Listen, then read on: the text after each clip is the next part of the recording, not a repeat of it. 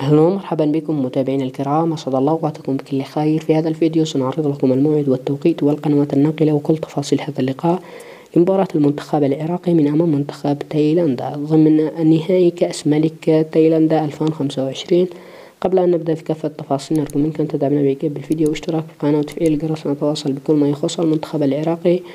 لا تنسى تكتب لنا توقعاتك للمباراة في الأسفل بالتعليقات، ولا تنسى الصلاة والسلام على محمد صلى الله عليه وسلم.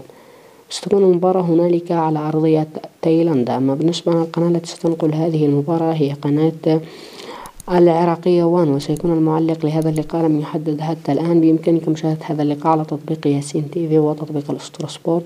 ستنطلق المباراة بتاريخ الأربعاء 2025 شهر 9 يوم 7 في تمام الساعة 4 مساء بتوقيت السعودية والعراق واليمن والبحرين والأردن وقطر، وفي تمام الساعة 5 مساء بتوقيت عمان والإمارات.